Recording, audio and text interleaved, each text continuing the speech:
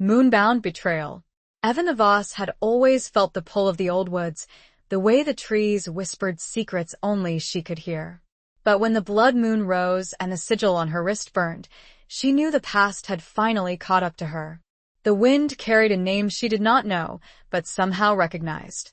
And then he appeared golden-eyed, waiting, his voice a dark promise. "You were born for this," he murmured. "And I have come to take you home." Chapter 1. The Whispers of Old Woods. The late afternoon sun, a hazy orange orb sinking towards the horizon, cast long, dancing shadows across the worn floorboards of Evan the Voss's porch. She sat there, as she did most days, wrapped in a hand-knitted shawl the color of faded lavender, a mug of chamomile tea warming her hands. At 62, Evan carried the weight of her years not in wrinkles, but in the quiet stillness of her gaze, the gentle slump of her shoulders, the way she seemed to blend seamlessly into the backdrop of her aging Victorian home. The house, perched on the edge of the Whisperwood, had been in her family for generations, a silent sentinel guarding secrets she was only beginning to understand. The Whisperwood. It had always called to her, even as a child. Not with audible voices, but with a subtle rustling, a symphony of leaves and wind that seemed to form words only she could decipher. Her late husband, Thomas, had always chuckled at her fancies, attributing them to an overactive imagination fueled by a lifetime spent reading Gothic novels. But Thomas was gone now, 5 years past, and the whispers had grown stronger, more insistent, weaving themselves into her dreams, her waking thoughts, her very being. Evan took a slow sip of her tea, the fragrant steam momentarily clouding her spectacles. She adjusted them, her gaze drifting towards the edge of the woods, where the ancient oaks stood like gnarled sentinels, their branches intertwined, forming a dense, almost impenetrable canopy. There was a particular tree, a massive oak with a hollow in its trunk large enough for a child to hide in, that drew her attention most. It was there, as a young girl, that she had first felt the otherness of the woods. A sense of being watched, not with malice, but with a profound, ancient knowing.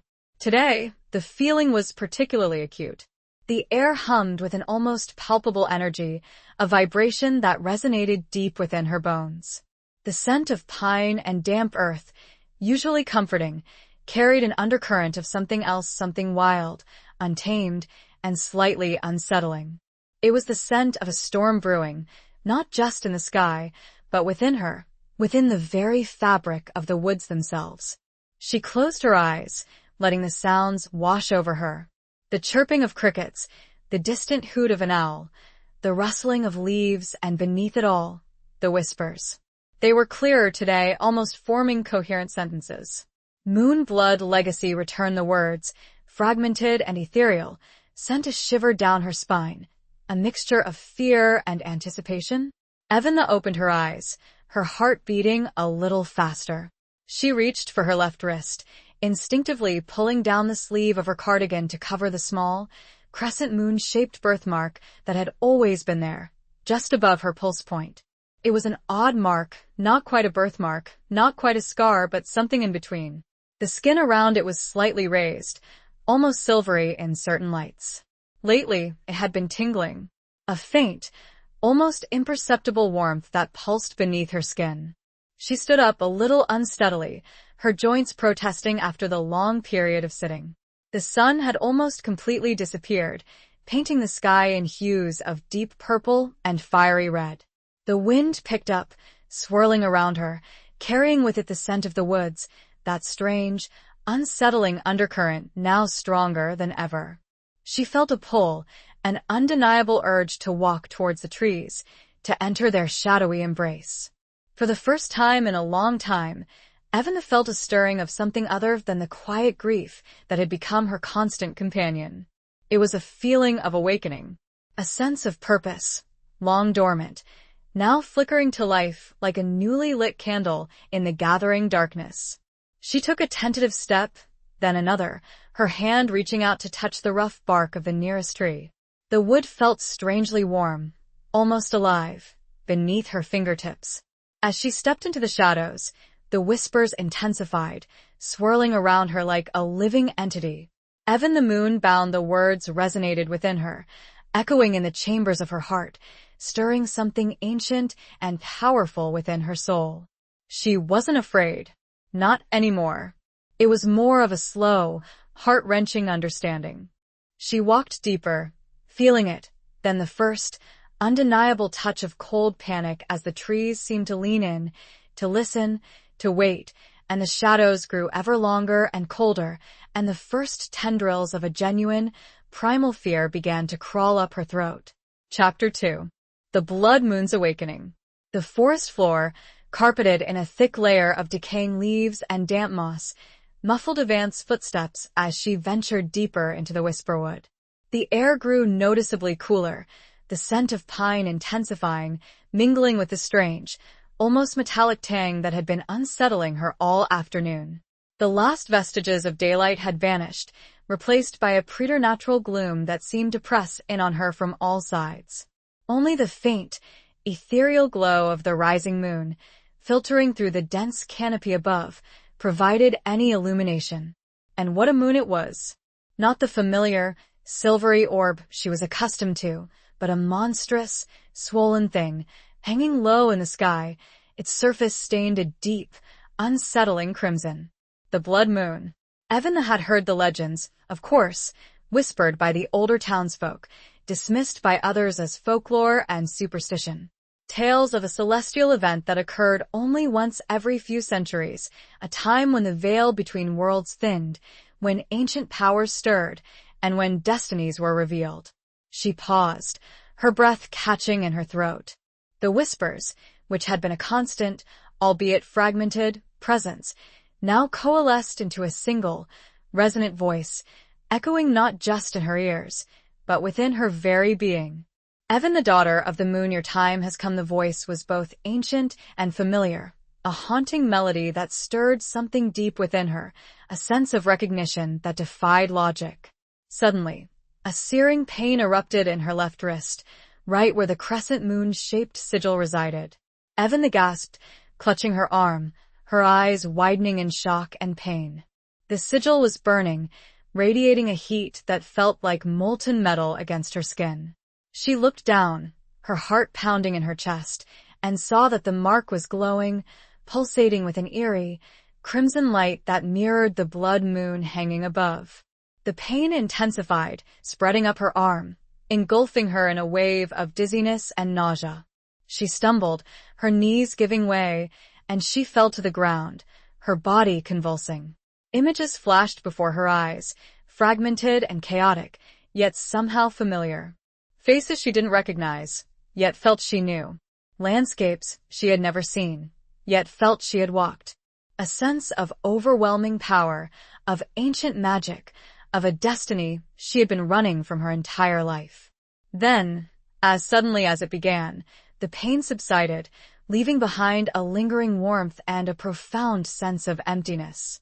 Yvan lay there, gasping for breath, her body trembling, her mind reeling. She slowly sat up, her gaze fixed on her wrist. The sigil was still glowing, but the crimson light had faded, replaced by a soft, silvery luminescence. She felt different. Changed. As if a veil had been lifted, revealing a truth she had always known, but had never dared to acknowledge. The whispers, now silent, had left behind a residue of knowledge, a certainty that her life, as she knew it, was over. A rustling in the undergrowth startled her. She turned her head, her heart leaping into her throat, and saw a pair of eyes, gleaming like molten gold in the darkness. They were not human eyes.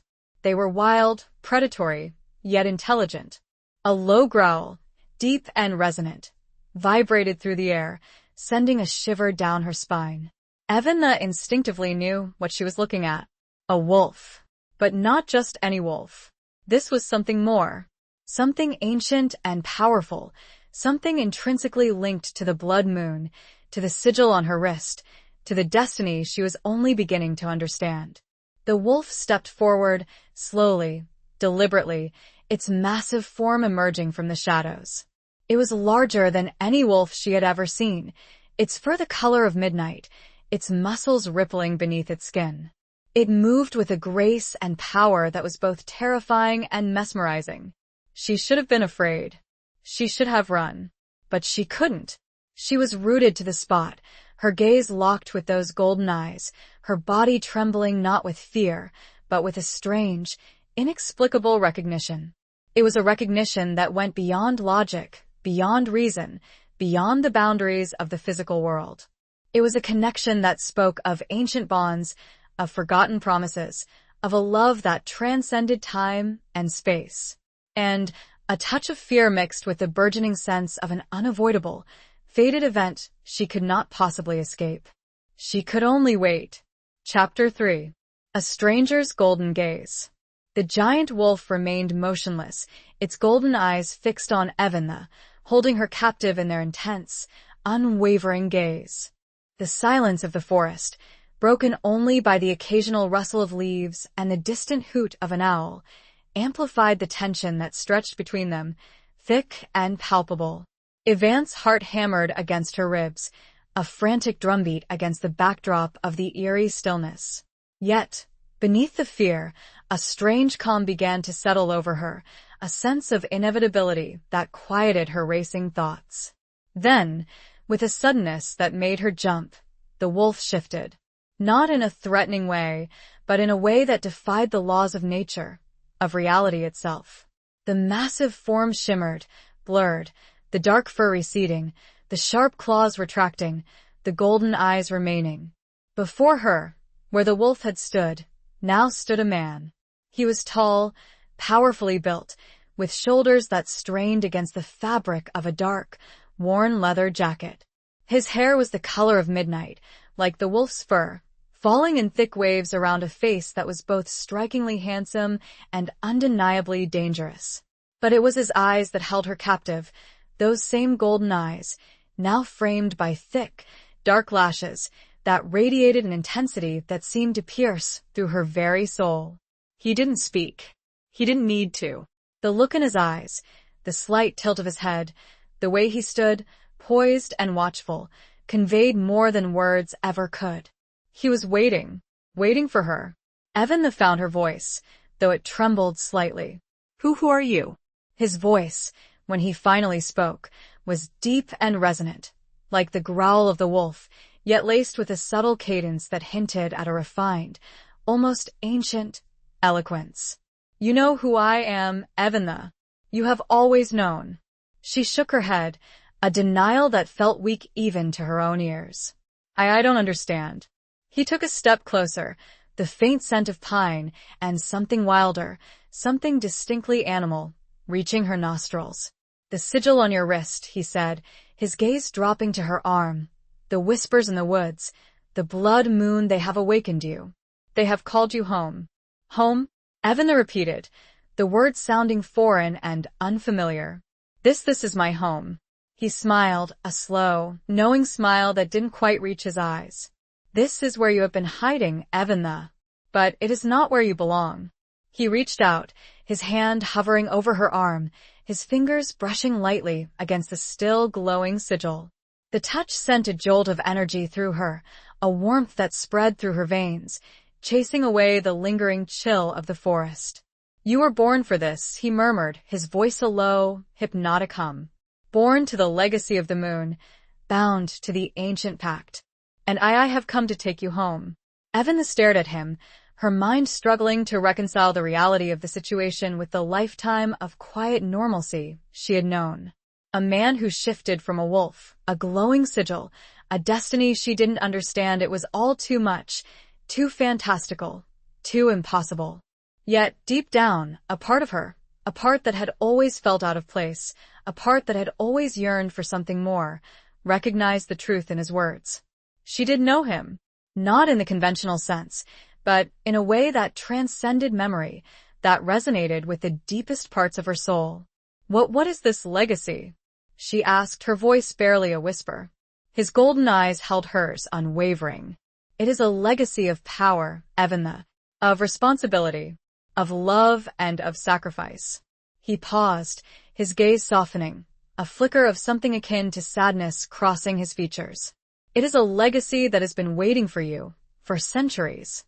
A legacy that is now yours to claim.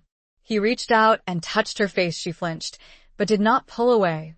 And she knew. Chapter 4. Echoes of a Forgotten Name.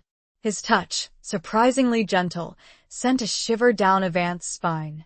It wasn't a cold shiver, but one of intense awareness, a heightened sensitivity to his presence, to the raw power that emanated from him in almost palpable waves. His fingers, calloused yet tender, traced the line of her jaw, lingering for a moment on the hollow of her cheek. Evan found herself holding her breath, her gaze locked with his, lost in the depths of those mesmerizing golden eyes. The legacy, he continued, his voice a low murmur that seemed to vibrate through the very air around them, is tied to your bloodline, Evan, to the ancient pact made between our kind and the moon itself. You are a descendant of the Luni, the moon-blessed, those who carry the power of the moon within their veins. Luni.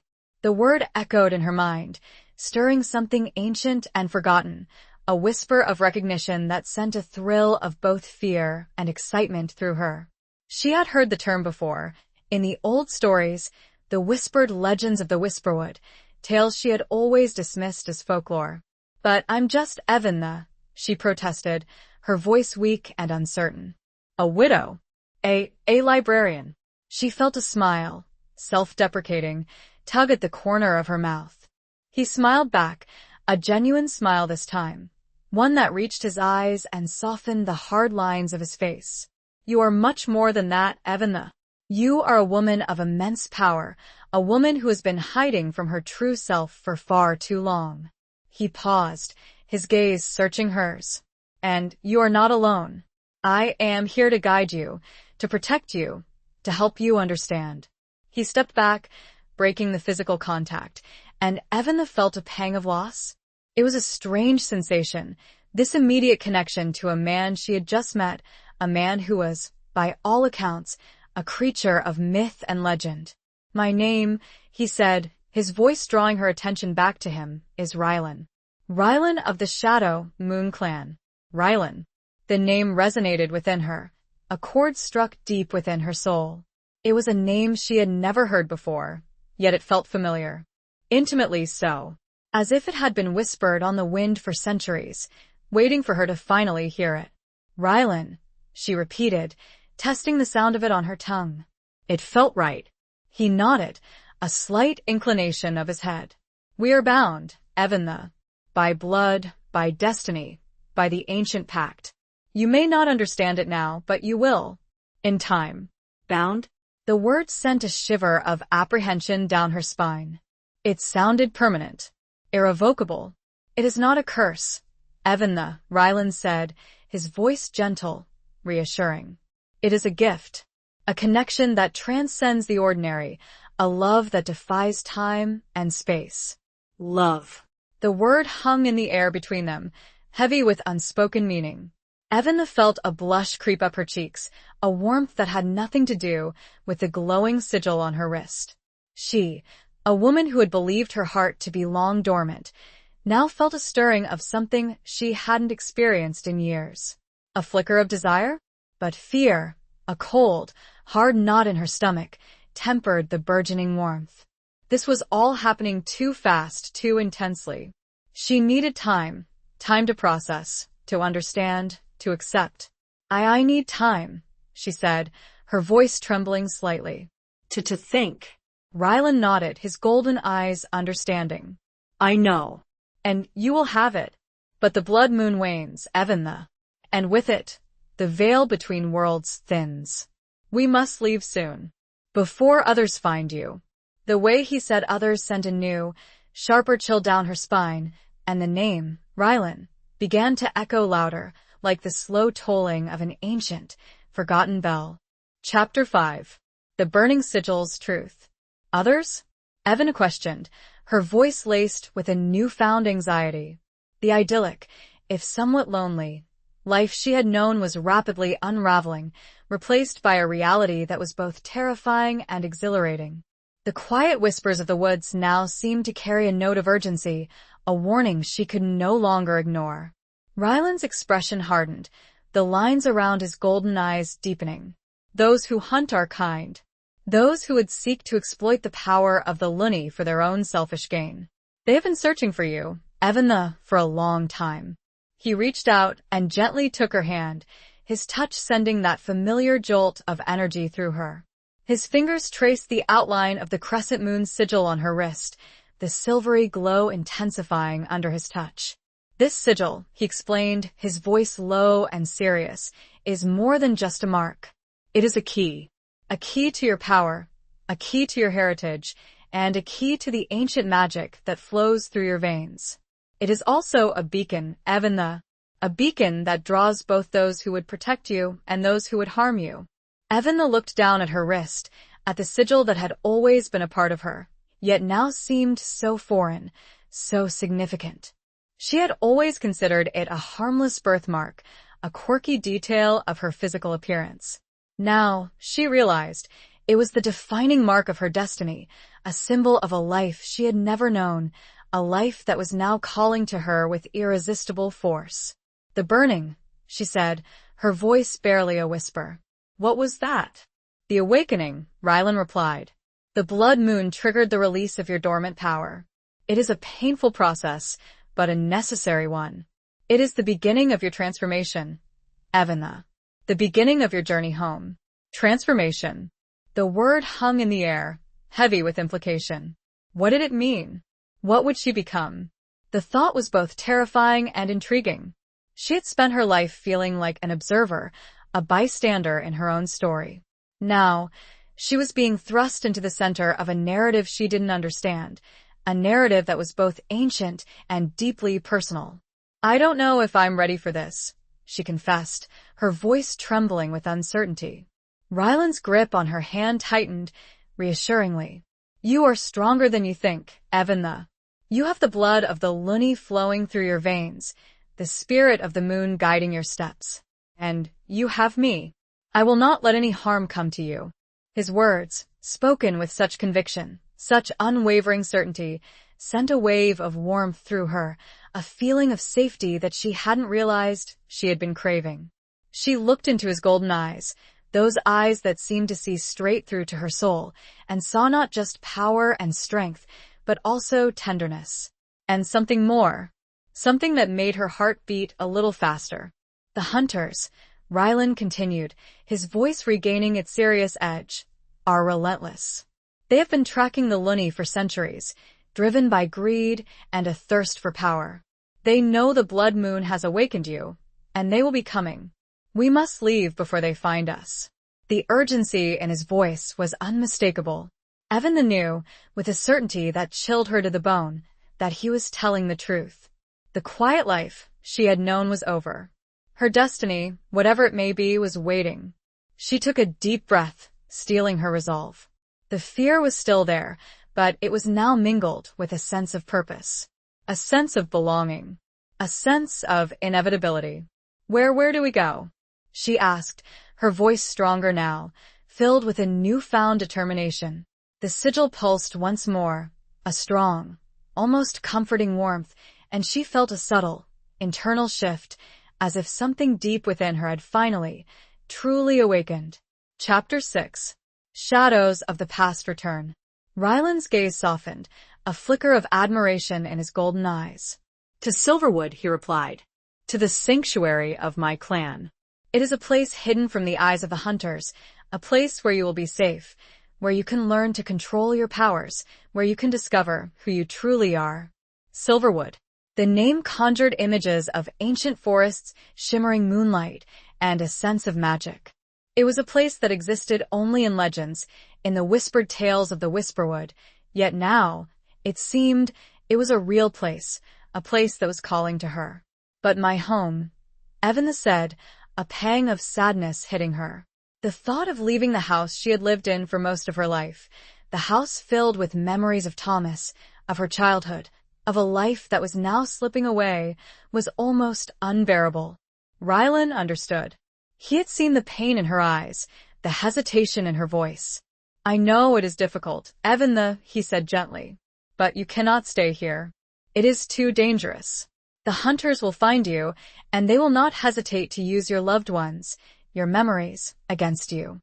His words struck a chord, a chilling reminder of the threat that loomed over her.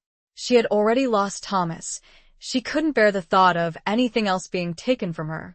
She looked back at the house, silhouetted against the crimson glow of the blood moon, a wave of bittersweet nostalgia washing over her. "There are things I need to take," she said, her voice barely a whisper. "Memories," Rylan nodded. "We have time. But we must be quick. The hunters are already on the move." Evana turned and hurried back towards the house, her heart pounding in her chest. She moved with a newfound urgency, a sense of purpose that pushed aside her grief and fear. She went straight to her attic, a dimly lit space filled with dusty boxes, forgotten treasures, and the echoes of generations past. She found what she was looking for in an old, wooden chest, tucked away in a corner.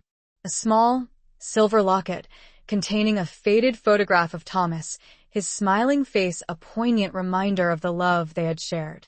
A worn, leather-bound journal, filled with her own thoughts, her dreams, her observations of the Whisperwood. And a small, intricately carved wooden box containing a single object, a silver ring, inlaid with a crescent moonstone.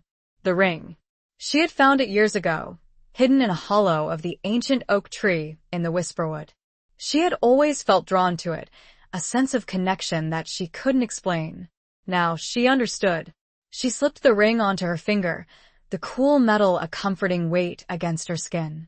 The moonstone shimmered, reflecting the light of the blood moon, a faint pulse of energy emanating from it. As she closed the box, she heard a noise downstairs, a faint creaking sound that made her blood run cold. She froze, listening intently. Silence. Then another creak, closer this time.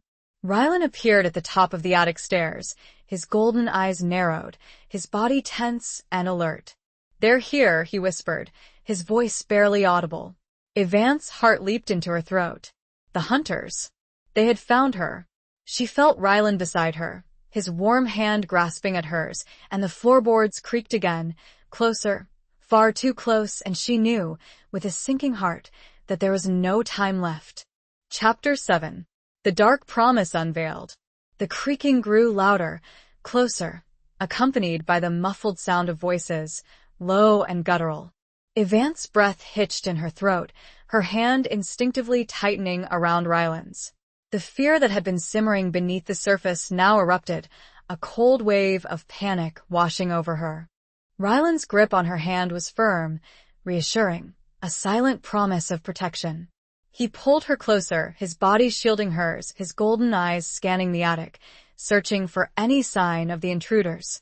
"Stay behind me," he whispered, his voice barely audible above the pounding of her heart. "And whatever happens, don't make a sound."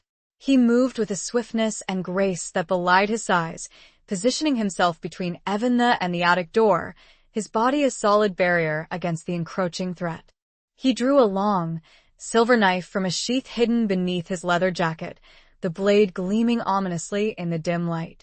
The attic door creaked open, slowly, deliberately, revealing two figures silhouetted against the faint light from the hallway below. They were tall and imposing, dressed in dark clothing, their faces obscured by shadows. But Evana could see their eyes, cold and calculating, glinting in the darkness. "We know you're in here, Luna," one of the figures said, his voice a low growl, laced with a cruel amusement. Come out, wherever you are." Evana held her breath, her body trembling, her gaze fixed on Rylan. He stood motionless, a silent predator, his muscles coiled, ready to strike. The two hunters stepped into the attic, their eyes scanning the cluttered space, searching for their prey. They moved with a practiced ease, their movements silent and deadly. "The blood moon has awakened her," the second hunter said, his voice a raspy whisper. "She is ours now." "And the wolf," the first hunter added, a sneer in his voice. "We'll take him down too. A bonus." Rylan remained silent, his golden eyes fixed on the hunters, his body poised for action. He waited, patient and watchful, letting them come closer, closer then, with a speed that defied the eye. he moved. He lunged forward, a blur of motion, the silver knife flashing in the darkness. A cry of pain, a thud, and then silence. Evan gasped, her eyes wide with shock and fear. She hadn't seen what had happened. It had all been too fast, too sudden. Ryland stepped back, his chest heaving slightly, the silver knife dripping with dark, viscous fluid. One of the hunters lay on the floor, motionless, a dark stain spreading across his chest. The other hunter stood frozen, his eyes wide with disbelief and terror. "You're fast," the hunter stammered, his voice trembling.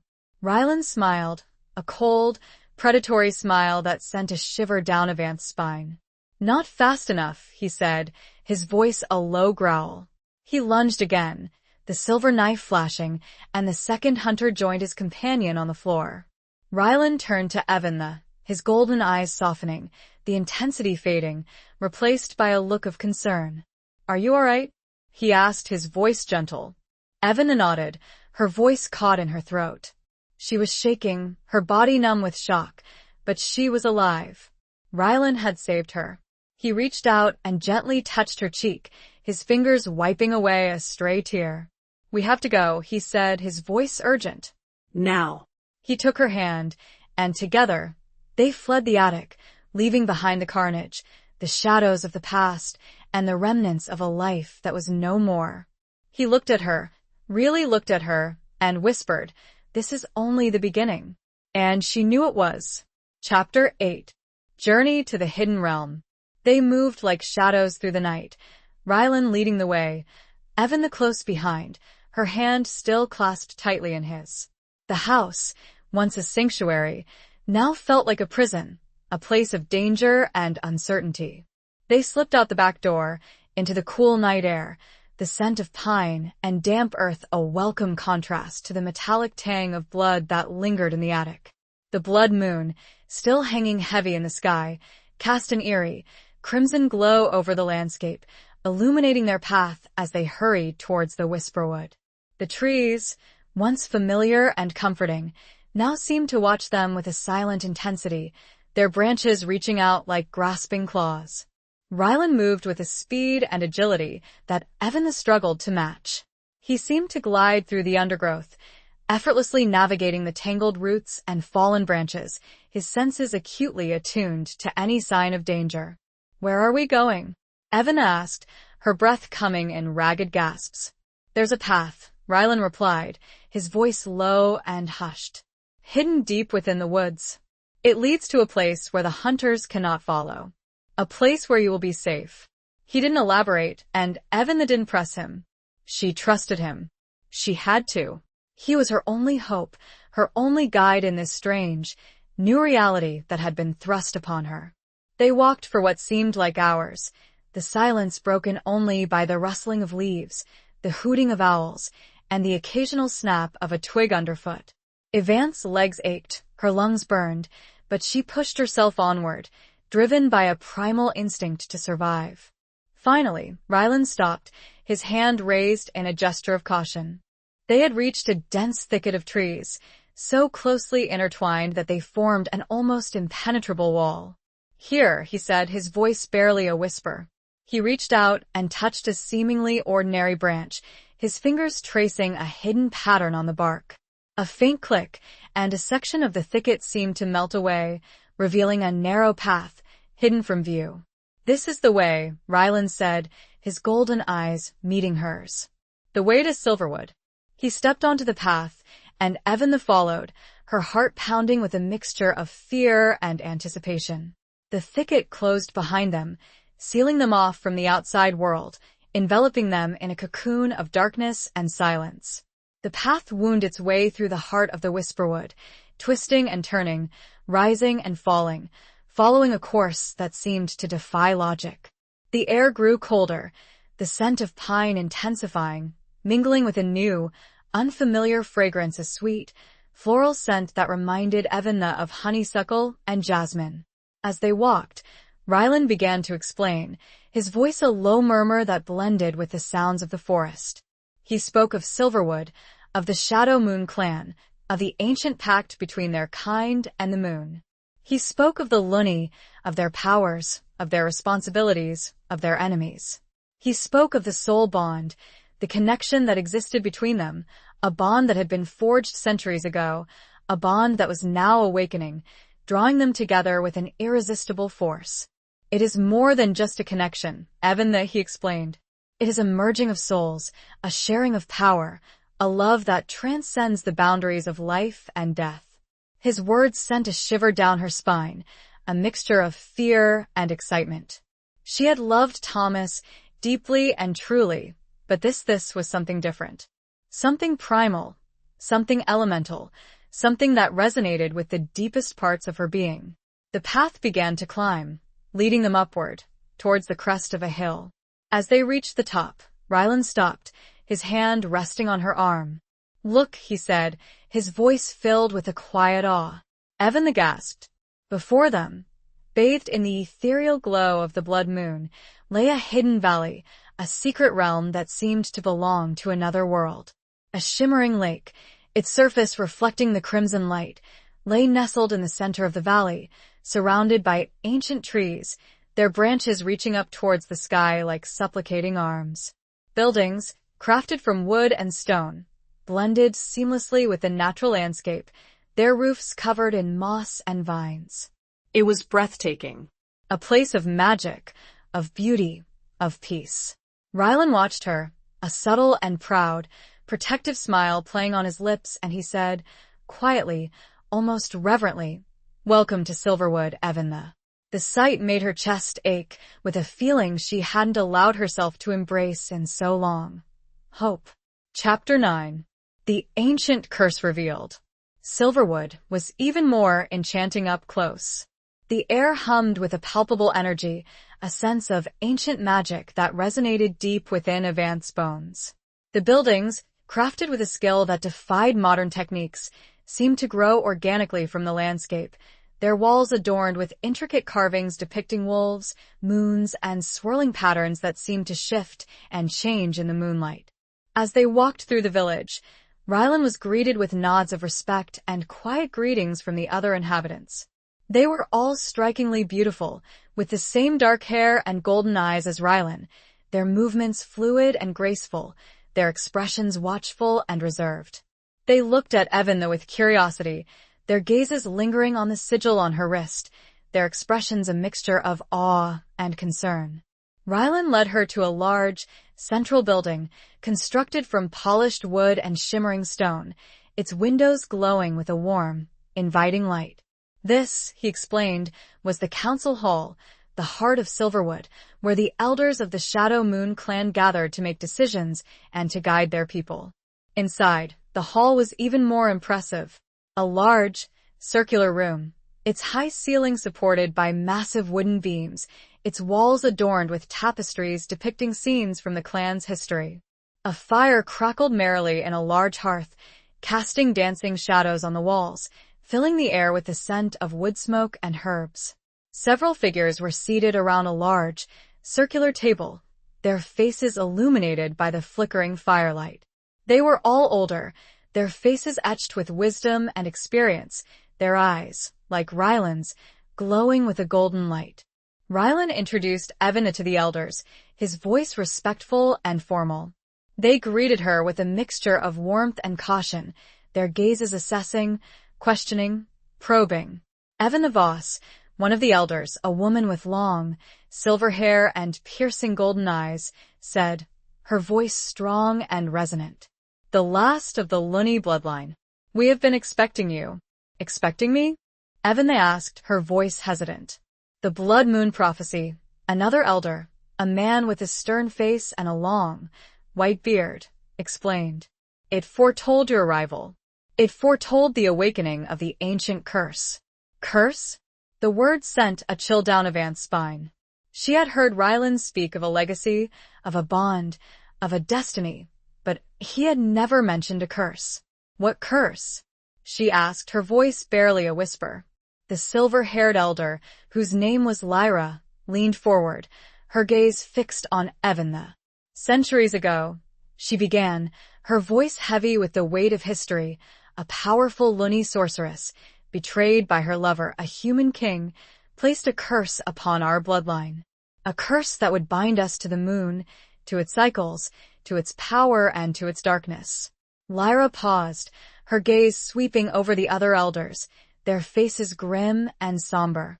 The curse dictates that every few centuries, when the blood moon rises, a loony descendant will be awakened, their powers unleashed. But with that power comes a great price. A vulnerability to the shadows, to the darkness that lurks within us all. The hunters, another elder, a woman with a kind face and gentle eyes, added, they know of the curse. They seek to exploit it, to control the loony, to use our power for their own evil purposes. Evan listened, her mind reeling, her heart pounding in her chest. A curse. A destiny she hadn't chosen, a power she didn't understand, a vulnerability she couldn't escape. But why me? She asked, her voice trembling. Why now? You are the last, Lyra replied. The bloodline has thinned over the centuries, weakened by the curse, hunted by our enemies. You are the only one who can break the curse, Evan, the only one who can save our kind. She looked at Rylan, searching his golden eyes for answers, and he gently took her hand in his and said, gravely, we will face it together. But even his words couldn't take away the creeping, chilling knowledge. She was cursed. Chapter 10. Bonds forged in moonlight. Rylan's hand, warm and strong around hers, was a lifeline in the swirling sea of uncertainty that threatened to engulf Evan. His words, we will face it together, echoed in her mind, a promise that both comforted and terrified her. The weight of the ancient curse, the responsibility of saving an entire people, felt crushing, almost unbearable. Lyra, sensing Evan's distress, offered a gentle smile. It is a heavy burden, Evan, she said, her voice filled with compassion. But you are not alone. We, the Shadow Moon clan, will stand by you. We will teach you, guide you, protect you. The other elders nodded in agreement, their golden eyes radiating a sense of solidarity, of unwavering support. Evan felt a flicker of hope, a small spark of warmth in the face of overwhelming fear. The first step, Lyra continued, is to understand your powers. To learn to control them, to harness them, to use them for good. The blood moon has awakened them, but it is up to you to master them. She gestured towards a large, open window, overlooking the shimmering lake.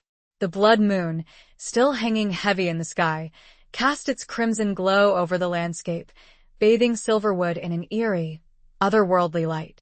Tonight, Lyra said, you will begin your training. Rylan will guide you. He is the strongest among us, the most skilled in the ways of the moon. He is also your soulbound. Evan looked at Rylan, her heart beating faster. The term soulbound had been used before, but she hadn't fully grasped its meaning. Now, under the gaze of the elders, under the crimson light of the blood moon, the word took on a new significance. Rylan met her gaze, his golden eyes filled with a depth of emotion she couldn't decipher. There was tenderness there and protectiveness and something more. Something that made her breath catch in her throat. The soul bond, Rylan explained, his voice low and resonant, is a connection that goes beyond the physical. It is a merging of our spirits, a sharing of our strength, a bond that cannot be broken. He reached out and gently touched the sigil on her wrist, his fingers tracing the crescent moon shape. The silvery glow intensified under his touch, a warmth spreading through her veins, connecting them, binding them. It means, he continued, his gaze locking with hers, that we are stronger together than we are apart. It means that we can draw upon each other's strength, that we can sense each other's emotions, that we can communicate without words. Evan felt a shiver run down her spine, a mixture of awe and apprehension. The thought of being so intimately connected to another being, to sharing her thoughts, her feelings, her very essence, was both exhilarating and terrifying. Tonight, Rylan said, his voice drawing her attention back to him, we will begin to explore that connection. We will learn to harness the power of the moon, together. He led her out of the council hall, out into the moonlit night. The air was cool and crisp, the scent of pine and honeysuckle filling her lungs. The blood moon cast long, dancing shadows across the landscape, transforming Silverwood into a magical, ethereal realm. They walked towards the lake, their footsteps silent on the soft grass. As they reached the shore, Ryland turned to her, his golden eyes shining in the moonlight. "Close your eyes," he instructed, his voice gentle. "Feel the power of the moon. Feel the connection between us. Let it flow through you. Let it guide you." Evan closed her eyes, taking a deep breath. She felt the cool air on her skin, the soft grass beneath her feet, the warmth of Ryland's hand in hers. She felt the power of the moon, a subtle hum of energy that vibrated through the air, through the ground, through her very being. And she felt the connection to Ryland, a warm, pulsing energy that flowed between them, a silent language that spoke of trust, of protection, of love.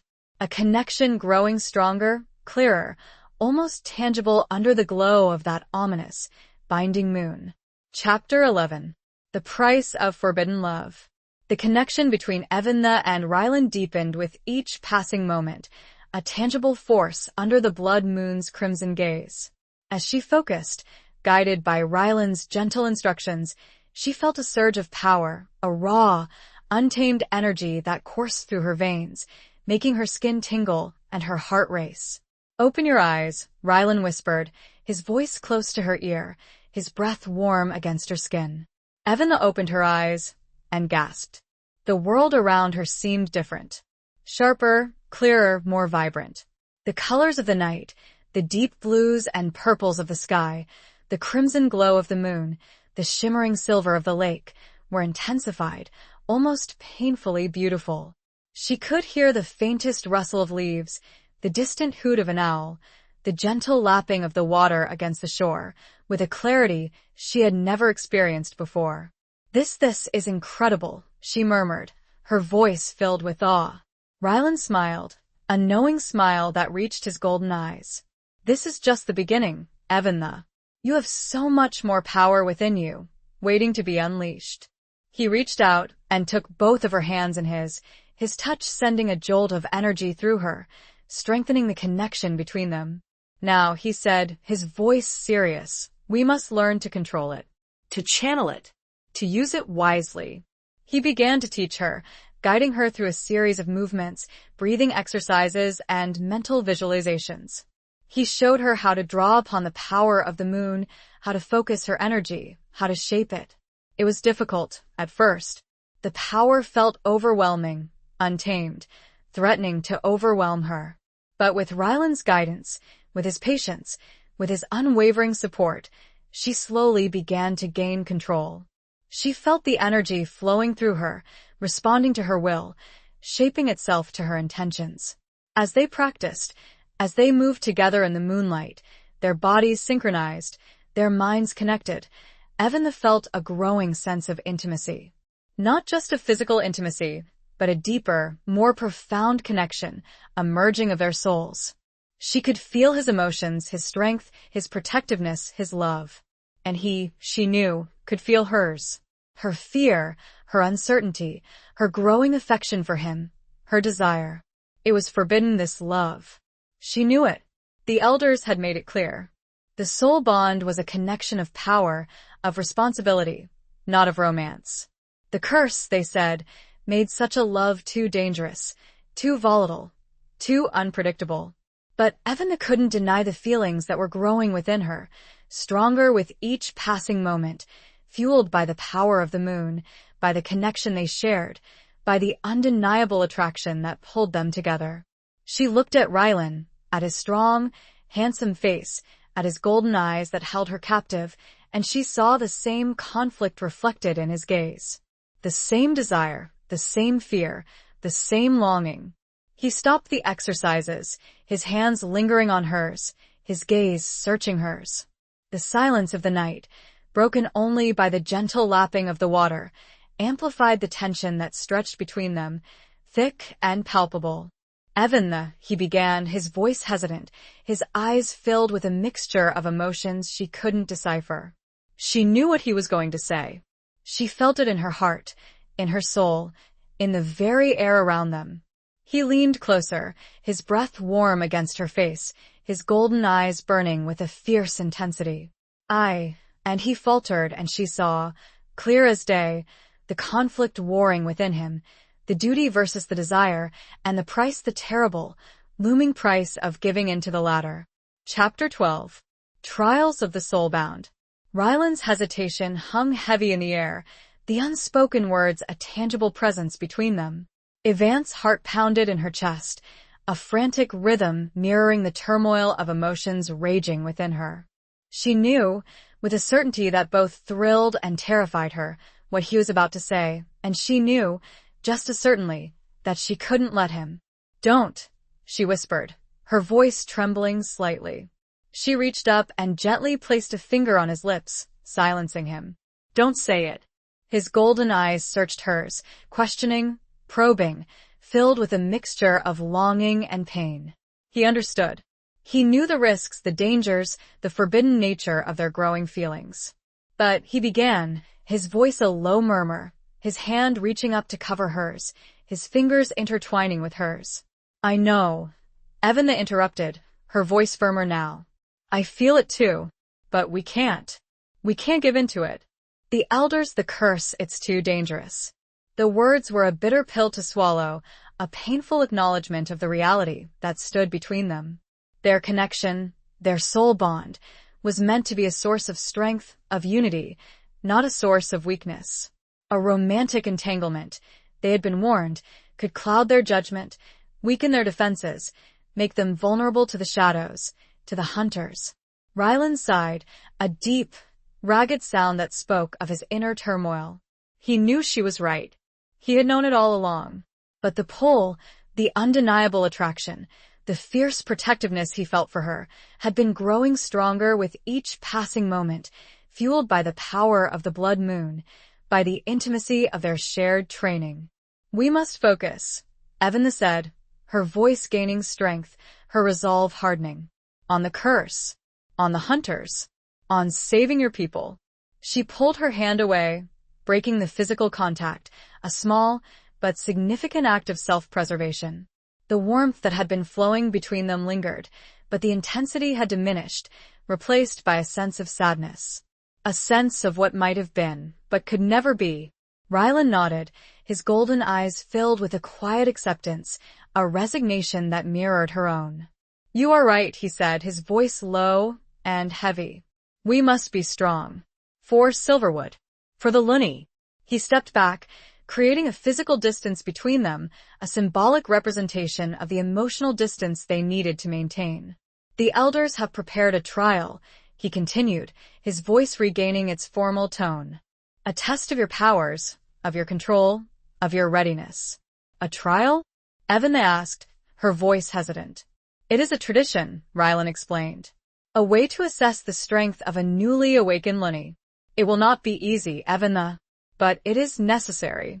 It will prepare you for what is to come." He led her back towards a village, towards a large, circular arena, constructed from stone and wood, bathed in the eerie glow of the blood moon. The arena was empty, silent, waiting. As they entered, Evan felt a surge of apprehension, a cold knot of fear tightening in her stomach.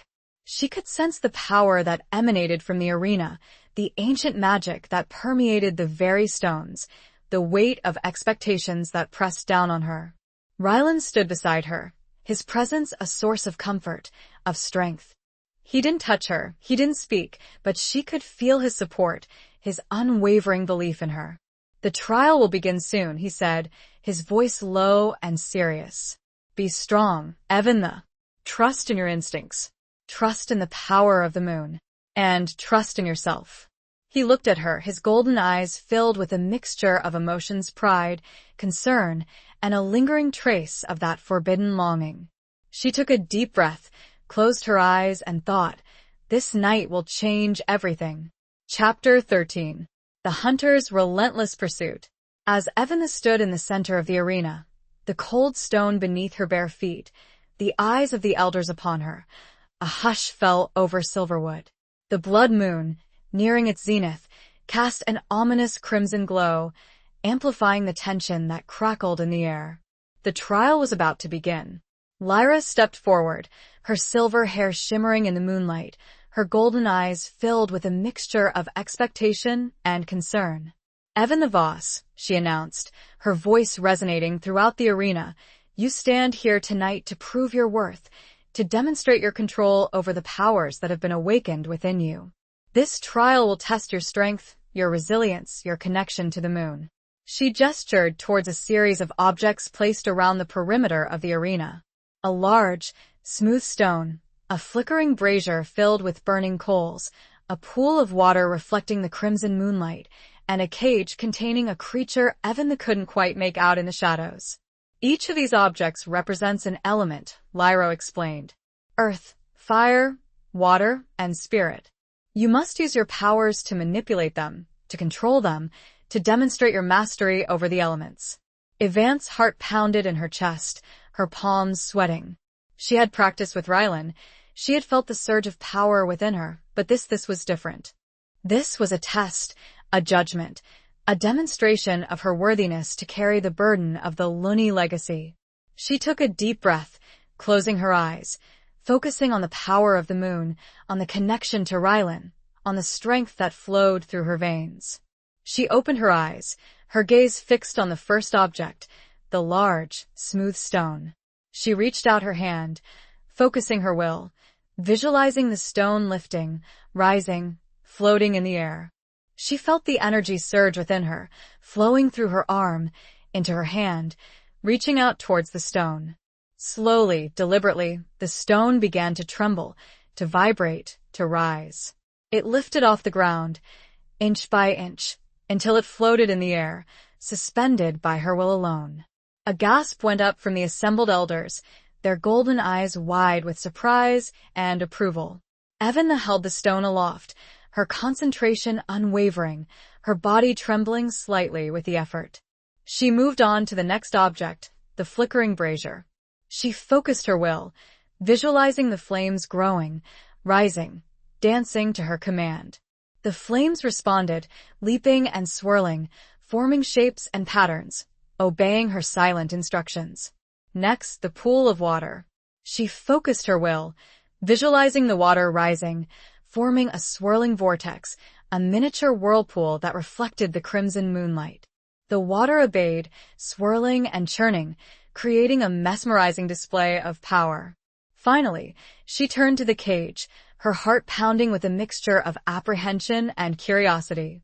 She could see the creature now, a large, shadowy wolf, its eyes gleaming in the darkness. It was not a shadow moon wolf, she knew.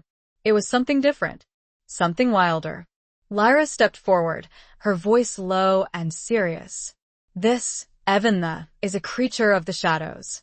A creature drawn to the power of the blood moon. It is a test of your control, of your ability to resist the darkness, to protect yourself." Evan felt a surge of fear, a cold knot of apprehension tightening in her stomach. But she knew she couldn't back down. She had to face this. She had to prove herself. She had to push through the trials before her. She reached out her hand, focusing her will, not on controlling the wolf, but on calming it, on soothing its wildness, on connecting with its spirit. She felt a resistance, a pushback, a surge of darkness that threatened to overwhelm her. But she held firm, drawing upon the power of the moon, on the connection to Rylan, on the strength that flowed through her veins. Slowly, gradually, the wolf began to calm. Its growls subsided, its eyes lost their fierce intensity, its body relaxed. It lay down in the cage, its gaze fixed on Evan, a flicker of understanding in its eyes. Evan had passed the trial. A wave of relief washed over her, followed by a surge of exhaustion. She had done it. She had proven herself. She had demonstrated her control, her power, her worthiness. But as the elders erupted in applause, as Rylan smiled at her, proud, relieved, there was a sudden, jarring crash from the forest beyond, followed by shouts, and the chilling sound of howls that were not the friendly greetings of the Shadow Moon clan. The hunters had arrived. Chapter 14. Sanctuary in the Ruins. The celebratory atmosphere shattered instantly, replaced by a chilling sense of urgency. The howls grew louder, closer, accompanied by the sounds of crashing undergrowth and the snapping of branches. The hunters had breached the perimeter, their relentless pursuit reaching its inevitable climax. Rylan was instantly at Avant's side, his golden eyes blazing with a fierce protectiveness, his body tense and alert. "They're here," he said, his voice low and urgent. "We have to go. Now." The elders, their faces grim, their expressions resolute, quickly mobilized the clan. Warriors, armed with silver knives and bows, rushed to defend Silverwood, their movements swift and silent, their faces determined. "Lyra," Rylan said, his voice commanding, "take Eventha to the sanctuary. It's the only place safe enough." Lyra nodded, her silver hair swirling around her as she turned to Eventha. "Come," she said, her voice firm but gentle. "We must hurry." Eventha, her heart pounding in her chest, her mind reeling from the sudden shift from triumph to terror, followed Lyra, Rylan close behind. They moved quickly through the village, the sounds of battle echoing around them, the air thick with the scent of fear and adrenaline. The sanctuary, Lyra explained, was an ancient ruin, hidden deep within the Whisperwood, a place of power, a place of refuge, a place where the hunters could not follow. It was a place shielded by ancient magic, by the spirits of the Lunny ancestors, a place where Eventha would be safe for a time. They left Silverwood behind, plunging into the darkness of the forest, the blood moon casting long, eerie shadows that danced around them like phantoms. The sounds of battle faded behind them, replaced by the rustling of leaves, the hooting of owls, and the pounding of their own hearts. The path to the sanctuary was treacherous, winding through dense thickets, over rocky terrain, across a fast-flowing stream. Lyra, despite her age, moved with a surprising agility, guiding Eventha through the darkness, her hand firm and reassuring on Avant's arm. Finally, they reached the ruins. A crumbling stone structure, overgrown with vines and moss, its ancient walls bearing the marks of time and weather. It was a place of forgotten beauty, a place of haunting silence, a place where the veil between worlds seemed thin. "Here," Lyra said, her voice barely a whisper. "This is the sanctuary." They entered the ruins, the air instantly cooler, the silence more profound. The only light came from the blood moon, filtering through cracks in the walls, casting eerie patterns on the floor. "The hunters cannot enter here," Lyra explained. "The ancient magic protects this place.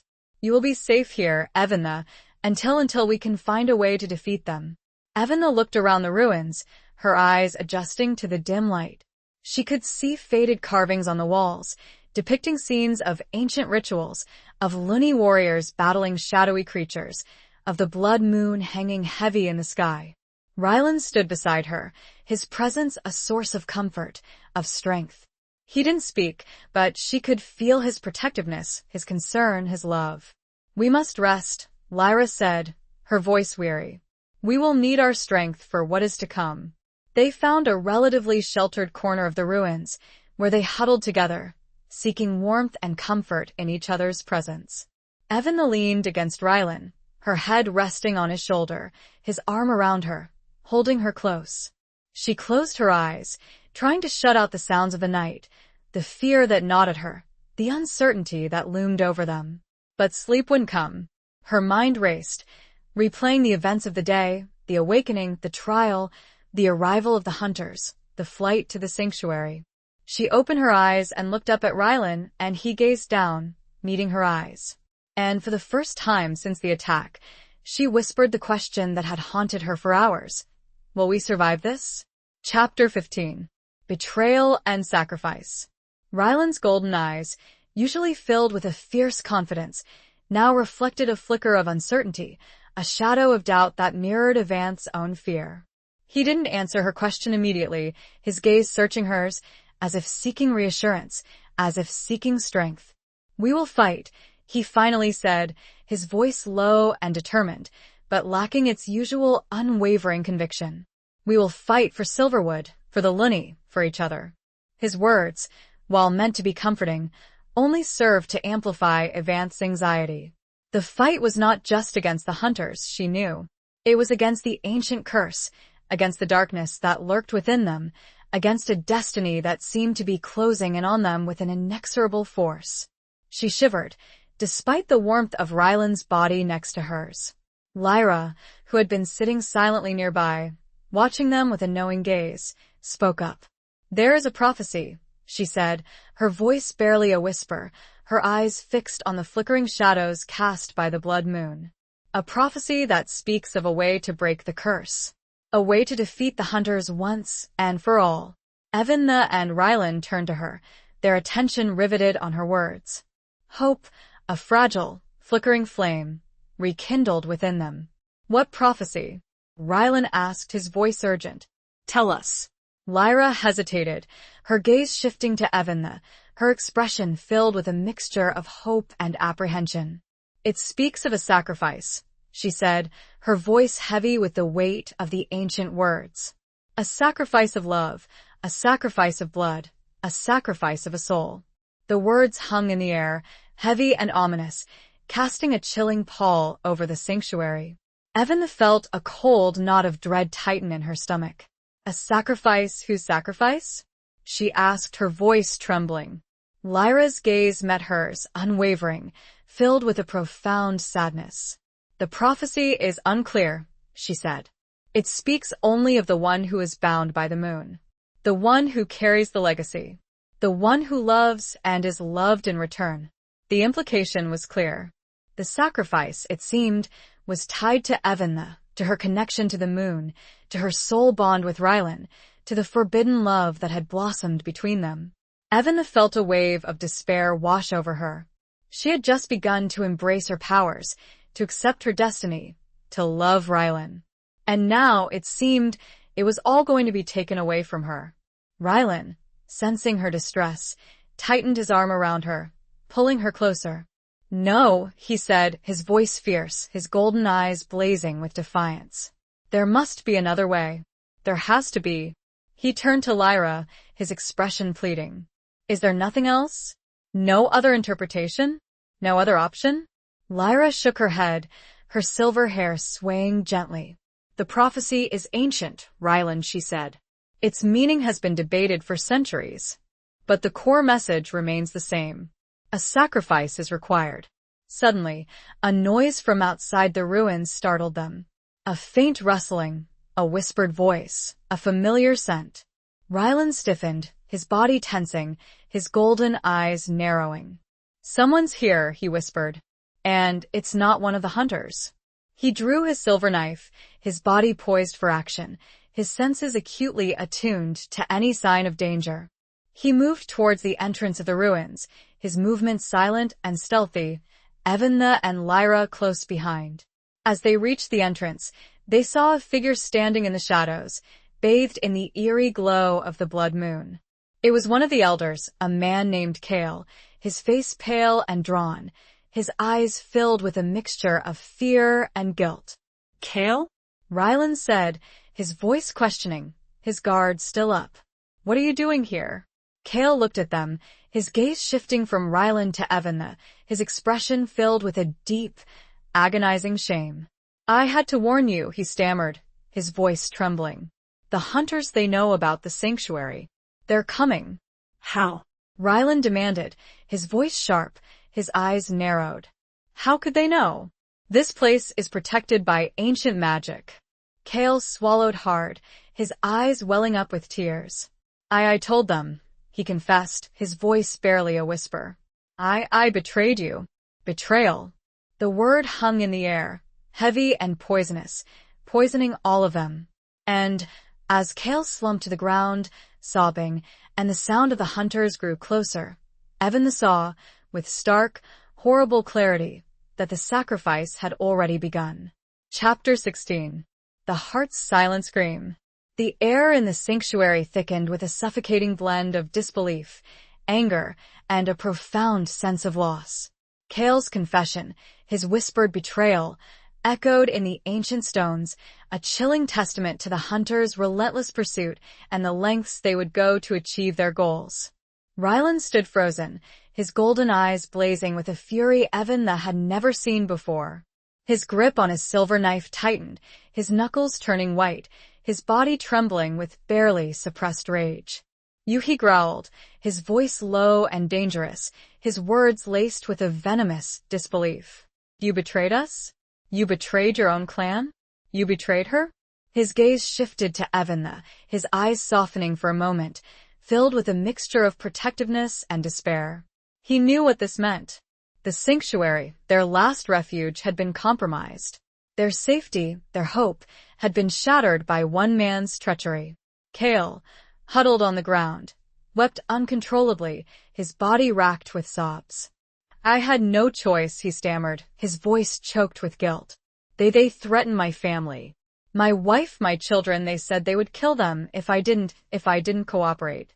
His words, while understandable, offered little solace. The damage was done. The betrayal was complete. The hunters were coming, and there was nowhere left to run. Lyra, her face pale but resolute, stepped forward. "We must prepare," she said, her voice firm despite the tremor in her hands. "We may not be able to defeat them, but we will not surrender. We will fight for our lives, for our freedom, for our future." She turned to Eventha, her golden eyes filled with a profound sadness. "The prophecy," she said, her voice barely a whisper. "It seems it is coming to pass." Eventha felt a cold wave of despair wash over her. The sacrifice. It was inevitable now. There was no escaping it. The only question was who would make it? She looked at Rylan, at his strong, handsome face, at his golden eyes that held her captive, and she knew, with a certainty that chilled her to the bone, that she couldn't let him sacrifice himself for her. She wouldn't allow it. The sounds of the hunters grew louder, closer, their howls echoing through the ruins, their footsteps crunching on the fallen stones. They were almost upon them. Rylan turned to Eventha, his gaze intense, his expression determined. "We fight together," he said, his voice firm, his hand reaching out to take hers. "We face them together." But Eventha had already made her decision. She had made her choice. She couldn't let him die. She wouldn't let him die. She pulled her hand away, breaking the physical contact, a small but significant act of defiance. She stepped forward, towards the entrance of the ruins, towards the approaching hunters, her heart pounding in her chest, her mind racing. "No," she said, her voice trembling but firm. "I will face them. Alone." Rylan stared at her, his eyes wide with disbelief and horror. "Eventha," he began, his voice pleading. "What are you doing?" "I'm fulfilling the prophecy," she said, her voice gaining strength, her resolve hardening. "I'm making the sacrifice." She turned and walked towards the entrance, her back straight, her head held high, her heart breaking with each step. She could feel Rylan's gaze on her, his silent scream of protest, his desperate plea for her to stop. But she couldn't stop. She wouldn't stop. This was her choice, her destiny, her sacrifice. As she stepped out of the sanctuary, into the crimson glow of the blood moon, she saw the hunters, their eyes gleaming with malice, their weapons drawn, their faces twisted with hatred. And she felt a single tear trace a path down her cheek. It was not for herself, nor for fear of what was to come, but for the deep, aching loss of what could have been. Chapter 17. Rekindled Hope in Darkness. As Eventha stepped into the blood-red moonlight, a chilling tableau unfolded before her. The hunters, a dozen strong, stood poised like predators ready to pounce. Their leader, a tall, gaunt man with eyes as cold and black as the abyss, smirked at her, a cruel twist of his lips that sent shivers down her spine. Well, he sneered, his voice dripping with venomous satisfaction. "The loony sacrifices herself. How touching." Eventha stood tall, her chin lifted, her gaze unwavering. She refused to show fear, refused to give him the satisfaction of seeing her cower. "I am here," she said, her voice surprisingly steady, amplified by a newfound resolve. "Let my people go." The hunter leader chuckled, a harsh, grating sound that echoed through the ruins. "Such bravery," he mocked. "But your sacrifice is in vain. We will take you, and then we will take Silverwood. The power of the Lunny will be ours." Evan felt a surge of anger, a fierce protectiveness for her clan, for Rylan, that pushed aside her fear. She focused her will, drawing upon the power of the moon, feeling the energy surge within her, stronger than ever before. "You will not touch them," she said, her voice resonating with power, her eyes glowing with a silvery light. The hunter leader laughed again, but this time, there was a flicker of uncertainty in his eyes. He gestured to his men, and they moved forward, their weapons raised, their intent clear. But before they could reach her, a figure erupted from the sanctuary, a blur of motion, a whirlwind of fury. Rylan. He moved with a speed and ferocity that defied belief, his silver knife flashing in the moonlight, his golden eyes blazing with rage. He was a one-man army, a force of nature, driven by love, by desperation, by a fierce determination to protect Evan. He engaged the hunters, his movements swift and deadly, his blade finding its mark with unerring accuracy. Hunters fell, their cries of pain echoing through the ruins, their bodies collapsing to the ground. Evan watched him, her heart both soaring with pride and breaking with despair. He was magnificent, a warrior in his prime, a protector, a lover. But she knew this couldn't last. He was outnumbered, outmatched, and eventually they would overwhelm him. She had to do something. She couldn't just stand there and watch him die. She had to use her powers. She had to help him. She had to save him. She focused her will, drawing upon the power of the moon, feeling the energy surge within her, stronger than ever before. She reached out her hands, visualizing the hunters being thrown back, being repelled, being incapacitated. A wave of energy erupted from her, a visible force that slammed into the hunters, throwing them off their feet, sending them sprawling across the ground. Rylan, momentarily stunned by the sudden display of power, turned to her, his eyes wide with surprise and admiration. "Evan," he breathed, his voice filled with awe. She met his gaze, her eyes filled with a fierce determination. "We fight together," she said, her voice strong and clear. "We faced them together." And together they fought, side by side, back to back, their powers intertwined, their love a shield against the darkness. They were a force to be reckoned with, a beacon of hope in the face of despair. Rylan cut down another hunter, glancing over at her, and she knew, without words, that there was still a chance, and that they would, together, find a way. Chapter 18. The Gathering Storm of Fate. The battle raged within the ancient ruins, a chaotic dance of shadow and light, of silver blades and raw, untamed magic. Evan and Rylan fought with a synergy born of their soul bond, their movements synchronized, their powers amplified by their connection. They were a whirlwind of destruction, pushing back the hunters, defying the odds, fueled by a desperate hope and a love that refused to be extinguished. Evan discovered a strength she never knew she possessed, her powers growing with each passing moment. She could manipulate the elements with a precision and control that astonished even her, summoning gusts of wind to knock hunters off their feet, conjuring walls of fire to block their advance, creating shields of water to deflect their attacks.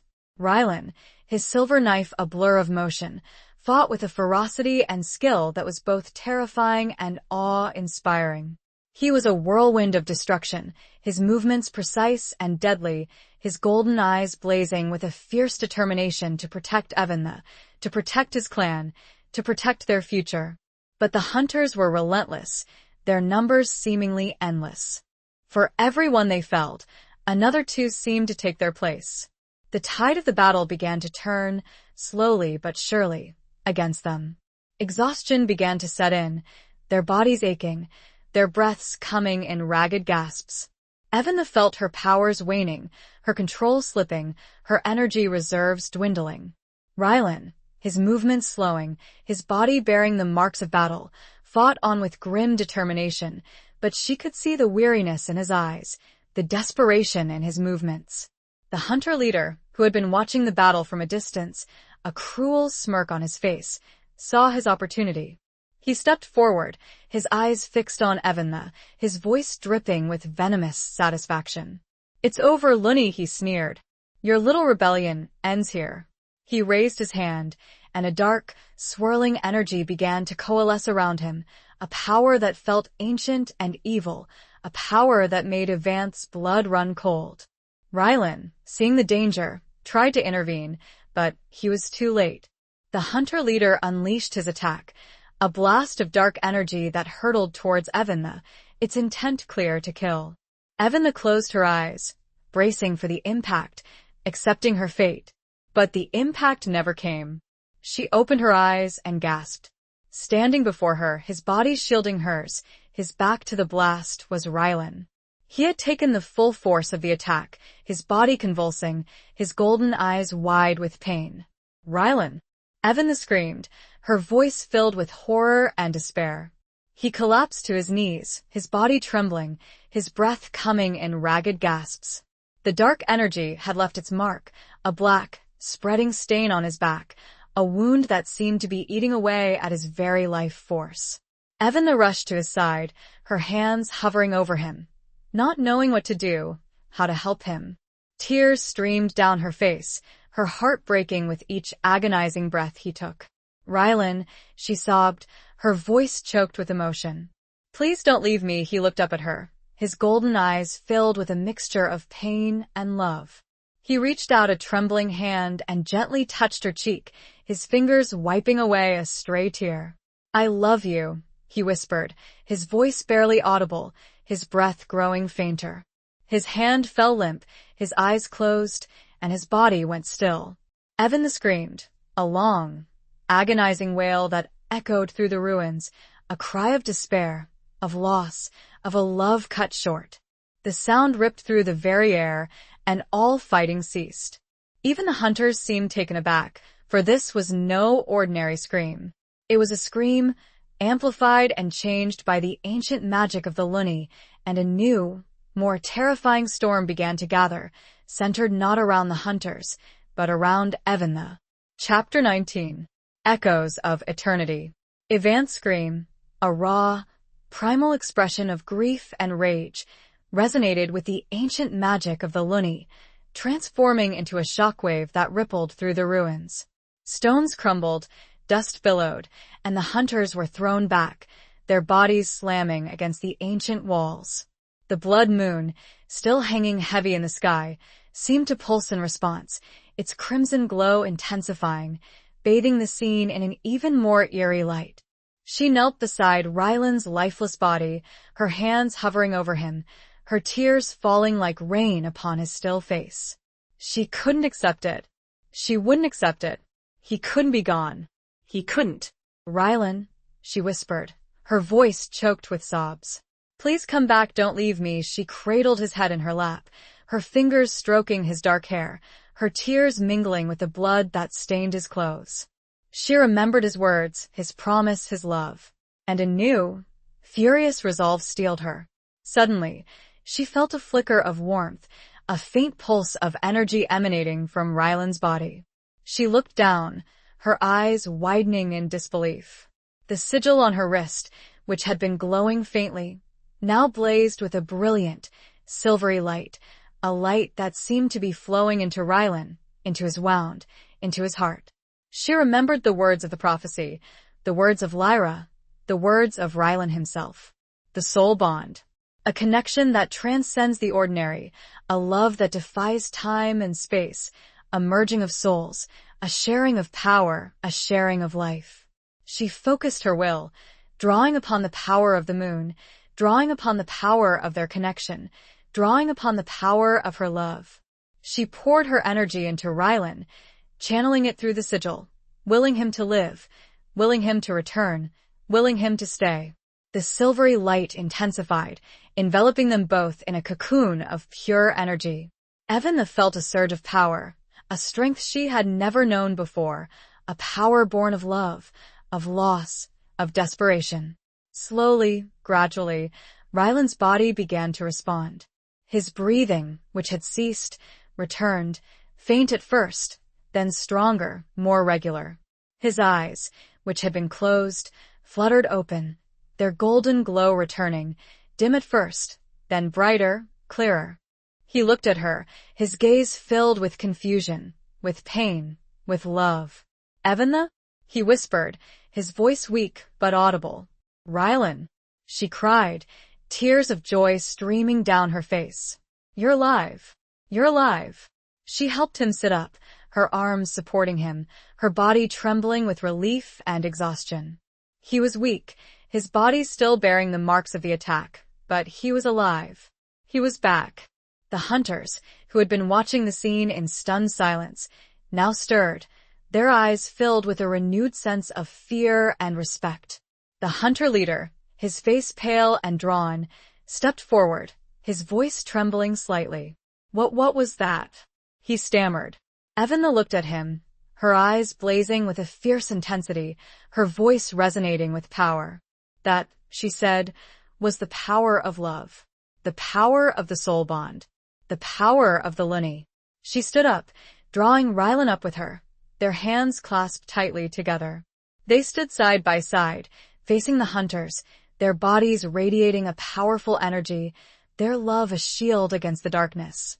The blood moon, still hanging heavy in the sky, seemed to approve, its crimson glow softening, shifting, transforming into a pure, silvery light.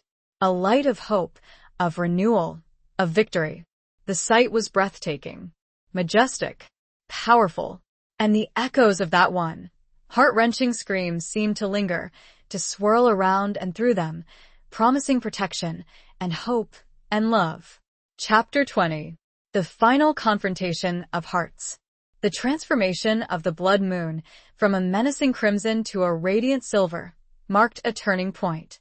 The hunters, visibly shaken by Avant's display of power and Rylan's miraculous return, hesitated, their confidence shattered, their resolve wavering. The hunter leader, his face a mask of fear and disbelief, struggled to regain control of his dwindling forces. "Attack!" he shrieked, his voice cracking with desperation. "Kill them both.